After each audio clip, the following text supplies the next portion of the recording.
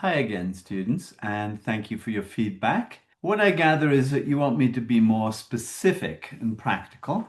And so today I'm going to talk about relationships. I'm going to do this in a slightly different way from last time. First of all, I'm going to look at your questions and give short answers to the questions. And then I'm going to give a more general presentation using a PowerPoint. And I hope that's going to be more useful for you. Do remember that you can always watch these videos again, either on my website, which is roland-evans.com, or you can find them on YouTube. So you have lots of questions about relationship, and I'm just going to go through some of those questions one by one and just give you some short answers. So the first question, how can you be sure that the other person is into you, that they love you? Well, in a relationship, an intimate relationship, you can't always know that the other person loves you. And remember that first relationships often do not last as long as we hope. There's always a learning curve. We have to learn how to be in relationship. And particularly if we haven't had good relationships with our parents or with other people in the past, it's really hard to learn that and it takes a little bit of time. Can you know that the person you are dating is the right one for you? What are the signs? Now, this is an important question, and I'm going to cover this question in the presentation because there's a number of things that you can look for when you're in a relationship with somebody.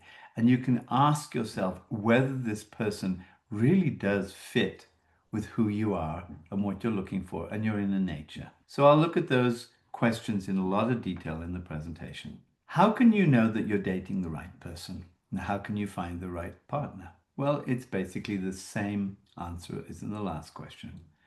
How can I find or know someone who loves me? This is difficult, and often that person turns up unexpectedly when you're not thinking that you're looking for them. The dating apps are not always reliable or safe, and so you have to take time and you have to be patient and not jump into a relationship because you're feeling lonely or your friends are all in relationship and you're not. Take your time, know who it is that you want to be with, and then try to find the person who suits you best. It's not easy to meet other people. Sometimes you meet them at church, sometimes you'll meet them at parties, sometimes you might be meeting them in the street. Just be aware that they could turn up anytime. So next question, how can you stop being insecure about long distance relationships? I had a long distance relationship with my first really serious girlfriend. And she was in America and I was in England. And eventually she went off with a different man, and that caused me a lot of pain. When I look back, I could see that coming. There were some signs that maybe that was who she was. So in some sense, I wasn't totally surprised, but I was also very unhappy about it. The next relationship that I had was very different because I knew that I could trust her. And even though we were separated and she was in America and I was in England again, I knew I could trust her and I didn't have to worry about what she might or might not do. Eventually we got married and we've been married about 45 years now. Now the question, is it right to have a sexual relationship while in a dating state? Again, a very difficult question as it's so individual. And in some sense, if I was talking to you individually, I could really get a sense of whether you're ready or whether you're not ready to be in a very mature and intimate relationship. But because I'm talking to you as a group, it's very hard to say. So I'm going to talk about sex in a general way in the next presentation. But you know that you need, as a woman, you need protection and you need contraception. So you can't always give in to your impulses, and you certainly should not give in to pressure from a boy to have sex. Men, boys have strong sexual urges, but you also have to totally respect the woman you're with and know that if she does not give you complete consent, then you need to restrain yourself. And of course, all the things around sex depends on your values, on your beliefs, and on your upbringing. It's very different for different people. Next question, how can you avoid dating the wrong person? I will cover that in my presentation, just as I will cover who's a good person to date or to be with. I'll also cover what are the signs that you should not be in a kind of relationship with this person. What's the specific age for a relationship? Relationship depends mostly on emotional age and maturity. The more you know and respect yourself, the ready you are for a relationship. At age 20, I decided I was only interested in dating women who I thought would become good wives and good mothers and had a strong spiritual nature. So I was not as involved in the dating scene as most men of my age. And I found that that actually helped me a lot to be very clear who it was that I was looking for and wanted to be with. What makes a person have respondent fatigue? I'm not exactly sure what respondent fatigue means, but I'm assuming that you're starting to feel as though, oh, this is too much for me. That means the relationship does not feed you psychologically and spiritually. You're not getting what you need. If you're getting what you needed, you'd be more involved, more excited, more wanting to reach out and connect with that person. Love is basically about connection. And when you feel that connection get kind of thin and not strong enough, then of course there's nothing very much in that relationship for you. This is an interesting question. Eye contact feels intense when I'm talking to somebody, for example, a stranger. The intensity of eye contact when you're younger is completely normal, especially if you're sensitive and shy. They say that the eyes are the windows of the soul. So there's a lot of kind of energy in looking at a person's eyes. If you want to get better at it, you have to practice having more eye contact with your friends, with your family, with people that you trust and respect. How can we choose the type of people to hang out with? The basis of all relationships are trust, respect, honesty, and enjoyment. So you want to be able to be relaxed and comfortable with people, and you want to have fun without damaging things, without it getting difficult, without it getting out of control, or not giving in to impulses, which might be difficult or dangerous. How can you know the type of person to get a good advice from? Who is the right person to share things that trouble my heart? You're wanting to look for somebody who has maturity, but they will also keep confidence. That means they won't tell people what you confide in them. So you want a person who will listen deeply, not just to what you say, but to the emotions and the feelings that go with it. You want somebody who understands you. And particularly, you don't want somebody who jumps to solutions. You don't want somebody who's going to tell you what you should or shouldn't do. But they should help you discover your own answers from inside. What is the best way to raise a family in love? As a parent, I know that I've made many mistakes. And I have to accept that I've made these mistakes and try to be better. Even at my age, I still need to be a better father than I was when I was younger. Loving our children isn't necessarily going to mean that we are the best parent there is. There are lots of more complicated things that we need to know. Love and respect between the parents is the most important thing to help children feel secure and for them to grow up as loving individuals themselves. So there are many other questions related to relationship and loss and trauma, and I'm going to talk about those in the next video. So I'm going to look at love and relationships and go into these in some detail, so you'll have a sense of how to answer the questions that you've asked me. As I talked about in my first video, there are challenges that you have as a young adult. The first one is about identity. I've talked about that in the last video. Who am I? What makes me who I am? Am I okay? What is my sexuality? The next big challenge is relationships, and that's what I'm going to talk about in this video. How should I relate to friends and family? How do I find the right person? What is love? What is sex? And the third challenge, which I'll talk about in a final video, is about work and purpose. How will I survive financially? What is my right work and what is my purpose in life? So let's go on to the second life challenge, which is about relationships. And of course, our parents and family are the first relationships we've ever had. How it went with our parents and in our family really, in some sense, influences very strongly how we are going to do with all relationships, whether it's with friends or partners or lovers or people we date. When we look at our own family, we need to ask ourselves these questions. Do I feel accepted, respected, and loved?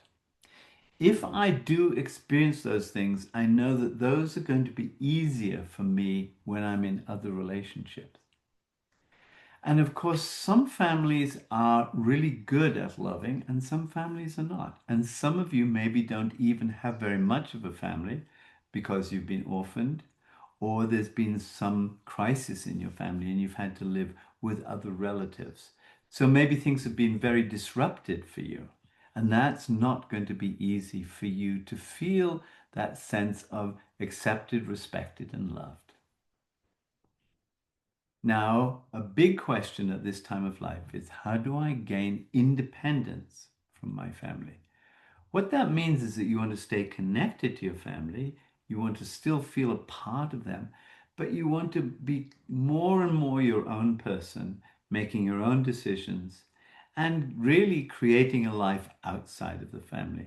And of course, some families are good at helping their individuals, their members become independent, and some aren't. Because if a family has very strong views about how things should be, or your parents really believe this is the only way to do things, that can feel very controlling. And so it's very hard for you to get free of that. What happens many times in many families, particularly in the West, is that people have to get their independence by basically cutting off from their family, and that's not a very good situation. So now let's look at friends. You want to ask yourself, can I trust and rely on my friends? Are these trustworthy? Are they reliable? Do they have my best interests at heart? If they do, then you know they're going to be friends and they're going to be something that you can rely on for the whole of your life. But some friends come and go. Some friends are really not who you need to stick with. And at some point in your life, you're going to have to make a decision. That person I need to avoid, and that person I need to connect well to. So you're going to ask yourself, do these people influence me in a good or not so good way? When I'm with them, do they bring out the best in me or do they not bring out the best in me? Maybe we start to get into situations where I feel uncomfortable or we get into trouble. So you have to ask yourself about that and make your own decisions. And in a relationship with a friend, you always want a good balance between give and take. That means that they will give when you need and you can take, and you will give when they need and they can take. Sometimes if you've been brought up in a family and you've been a big carer in the family, you feel more comfortable giving than taking. And sometimes maybe if you're the eldest boy, for instance, in a family which actually thinks of the eldest boy as being very special, you will find that you don't actually give very much, but that you're no more comfortable taking. So you have to watch that in all relationships, that give and take, that there needs to be a good balance. Now, the most important thing we have in life is finding a partner, finding a life partner, somebody who we can love, that we can settle with. How do I find the right person to love? This is a big question, which I'll go into in detail. Then the next question, which is very important for you at this age, is how do sex and relationships go together? How do they fit? Should I or shouldn't I be having sex with this person? How am I going to express my own sexuality with this person in a way that feels comfortable for me and works in the relationship? And finally, how do I know I'm in love? What are the signs that tell me I am in love and that this is a good person to love? So let's look at what are healthy relationships across the board. The first thing, as I've talked about a little bit before, is respect and honesty. A person needs to respect you. What I mean by that is they need to treat you as an equal, that they need to know that their needs and your needs are the same, that they don't just take and they don't just give, but they respect the balance in the relationship. What does that mean in practice? Respect means if they make a time to meet, they turn up at that time. They're not late and they don't blow you off. That if you actually say, "What have you been doing?" because you're unclear what's going on in their life, that they will tell you and they'll tell you truthfully, that they won't make up some story or they won't get defensive and stop speaking. So respect and honesty are foundations of a good, healthy relationship. And that goes across the board, family, friends, and intimate relationships. Caring and affection, of course, is very important. I'm hoping that most of you have had enough affection and caring as you've grown up, whether from your family or from people who care about you and love you.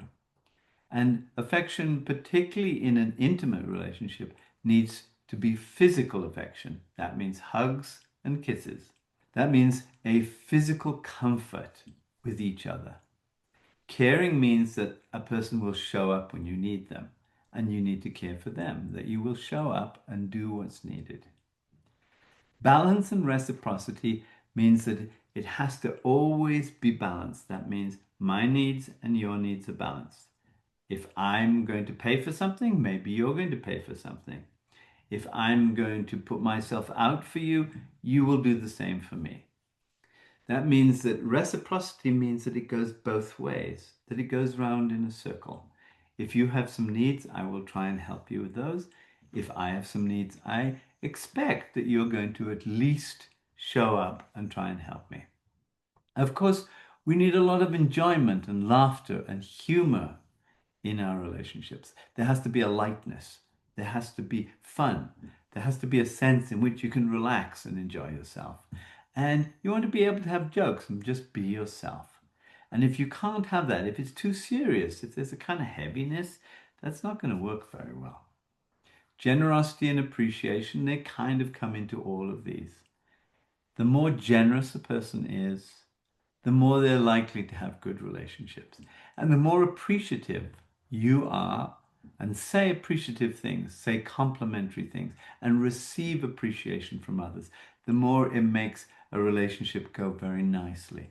Generosity is not just about things, it's also about generosity of emotions that a person will share and share decisions, share experiences, that they won't hold everything tight.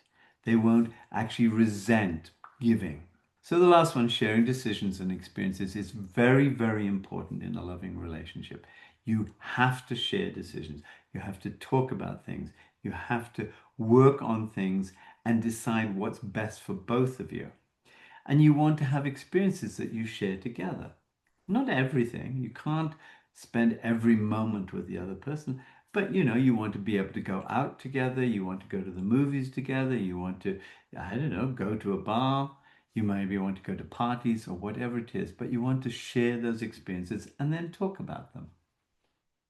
Alternatively, what are unhealthy relationships? There's basically four aspects: physical abuse, emotional abuse, lack of respect, and not sharing. So they very much fit with the opposite of what makes a healthy relationship. So physical abuse, there should be no hitting, no shouting, no pushing, and certainly no forcing of sex. Either way. Mostly it's boys or men trying to force sex on girls, but sometimes it can be the other way around. So those kind of things are physically abusive and should never happen in a healthy relationship. Emotional abuse is a little more subtle. It's often something we don't necessarily notice when we first experience it.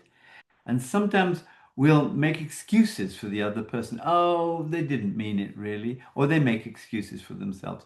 But basically, there's criticism, saying critical, nasty things about you. Sarcasm, that kind of, oh yeah, oh well, that kind of tone of voice, the rolling of the eyes, that kind of thing is very, very uncomfortable for us. Of course, threats, I'm going to leave you. Well, if you don't do that, I will do X. That kind of threats, and particularly threats of rejection. Okay, that's the end of our relationship. I can't love you anymore. And of course, mistrust and jealousy is a form of emotional abuse. Sometimes we think that it means that the person really loves us, but it doesn't mean that. It means that the person has issues with relationship, which they're unlikely to get through unless they work on them. And of course, being controlling. You have to do this, you have to be like that, you have to dress like this, you have to do those kind of things. Those are emotional abuse. None of those should happen in a healthy relationship. We all have a tendency to do them sometimes, and that's just normal, but they aren't something that needs to happen often. Lack of respect is things like forgetting. Oh, I forgot that I was meant to meet you. Or lying. Oh, yes, I had this very important thing that turned up, and you know it's not true. Of course, lack of respect is being unfaithful, going off with another person. Lack of respect is also not caring about how you feel about things, not showing up fully, kind of holding back, treating you as though you're more like an object or a stranger than you are somebody they love. The last thing, not sharing, is a little bit more difficult to really pinpoint. But some people are very closed. They keep secrets. They're silent. They don't share. And if a relationship does not have enough sharing, it cannot grow and it cannot change. It will just stagnate. So you don't want somebody who tends to keep secrets or somebody who might criticize you to others behind your back. You want somebody to be open and honest and to share what their experience is with you. This is an important question. What is love? I just have this simple way of thinking about it, which is that in a relationship, we start with tolerance. Okay, this person's okay. I can be okay with them. I can tolerate them. Then we move into acceptance. Okay, I actually can accept the way they are. I'm getting used to them. I'm feeling like, yeah, there's a kind of good connection. And then there's a feeling of understanding. I somehow understand how that person is, what they experience from the inside. And after that, we're able to love somebody. And love is a whole different dimension of experience. Love starts in a intimate relationship with a mutual attraction. And you want to be attracted not just to the way the person looks, not to the way they speak, not to the way they do things, but to the whole of that person. Now, that's not always easy because we are attracted to the outside first before we're attracted to the inside of a person. But we want that attraction to be about this real person, that I know them, I understand them, and I love them for who they are. And they do the same to me, that they love me for who I am, that it's a whole kind of love, but it actually has an attraction, and some of that attraction is physical and sexual. Some of that attraction is emotional. Some of that attraction can be intellectual, that you love the way that person thinks. So the next piece about love is what I call rightness. And this is very hard to pin down and define, but you feel you can be yourself with that person. You feel at ease. You don't have to talk, and you don't have to keep silent. You can speak when you're comfortable. You can not speak when you don't want to. Rightness means that you can sit together in silence and feel really relaxed. So there's a kind of genuineness in the relationship where you're not trying to be somebody other than yourself. And you're feeling, I'm just me. This is this person. I love them. And we don't really need to do anything to make it any better. Now, that often takes quite a long time to get to. It doesn't happen in the beginning. We go through a period, as I say, of tolerance and acceptance before we get to understanding and love. And love is when we feel that ease and that real comfort inside. The third thing is compatibility. You want to have somebody who's a companion, somebody you can talk to about whatever you want to share. You want somebody who has similar ideas, similar values, similar beliefs. You want somebody who will actually not always argue with you about everything. You want somebody who will actually agree. Not all the time, because that would be strange, but a lot of the time, that you don't have to sort things and argue about everything. That sense that this person is my friend, this person is on my side, this person is the kind of person who I can be with for the whole of my life. And the last thing, of course, is generosity. I've talked a little bit about that before, which is sharing, appreciation, openness. You want somebody who has that sense that they've got a lot to give and they're very happy to give it to you. So lastly, I'm going to talk about sex in relationship. This is a tricky subject because every family has their own sense of how sex should be in a relationship. Every religion has rules and taboos and things which are allowed and not allowed. Every culture is different in the way they think about sex. And of course, sex is a very complicated topic because there's a lot of disturbance around sexual relationships and the way it's shown in the media with pornography, with things going on in movies, which can be very confusing, particularly early on in your life. And you don't have a sense of how it fits into an intimate relationship. Sex primarily is a physical need. There are hormones and they build up, particularly after puberty. And for both men and for women, but in different ways, this urge to be close, to have a sexual, physical connection with somebody is very strong. Sex gives very pleasurable sensations, particularly if it leads to an orgasm, an orgasmic release. It becomes something that you're looking for, that you're wanting, just from a very physical point of view. All of us at some time in our life have had that sense of being aroused and then not knowing what to do with it. There's also another physical dimension of sex, which is what I call touch hunger. If you have not had enough pleasurable holding and affection when you're young, there's a need, almost like a physical hunger, to be held, to be touched, to be hugged. That can lead into a sexual situation quite quickly if you're with somebody. But the basis is really just needing to be held. So the next aspect of sex is what you might call the psychological aspect, the way it affects us as a person. We all need contact. We need to have some sense of connection with somebody else. Without that, we feel very lonely. We can often feel depressed. We can feel we're unlovable. We can feel as though there's something wrong with us. And we want that sense of being relaxed and intimate with somebody, that this person knows me and accepts me. When a person knows you and accepts you and loves you, it actually feeds something deep inside and you start to become more confident in yourself. The other aspect, which is complicated in every culture, is sexual identity.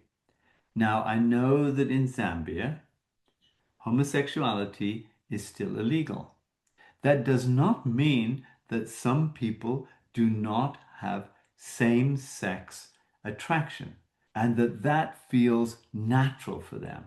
So whatever the values or the beliefs you have around homosexuality, the reality is that probably 1 in 10 people has that tendency. Now, they may express that or they may not express that. That's completely up to them. It's not something you can pretend does not exist. So if you feel as though you've had to struggle with maybe same-sex attraction, then that is not abnormal. And in fact, most people have a little bit of that at some time in their life. So the next aspect about sex is social. In most religions, there is a sense that marriage is the time and the place for a sexual relationship. Why is that? Why is it that society has these rules? And why is it that cultures and religions have these rules around sexuality? It's because it's a very powerful urge in human beings, and it can easily get out of control, and it can easily create difficulties for people. There's a lot of girls who get pregnant before marriage, and it's particularly true in Zambia. The last thing I want to talk about sex is something which maybe is a little bit more for mature relationships. This is the spiritual aspect of sex, which is after you've been married a long time, sex does not have the same urgency or the same quality as when you are in the beginning. When you've been married for a long time and you've been with the same person and you're very familiar with them and you're very comfortable with them, there's another dimension to sex which is deeply connected and really fulfilling. There's a sense of being able to surrender to it where it becomes much more than just a physical or even a psychological experience. And so what I'd like you to do is to think about the things I've talked about and of course give me feedback. And so other questions may come up for you. If I make videos in the future and your program has finished, they will always be on my website and they will be on YouTube. So you can find them there. And I really do suggest that you watch them more than once. Maybe you watch them in class, but then you watch them at any other time you can, so that you get a deeper understanding of what it is that I'm trying to convey. So thank you very much.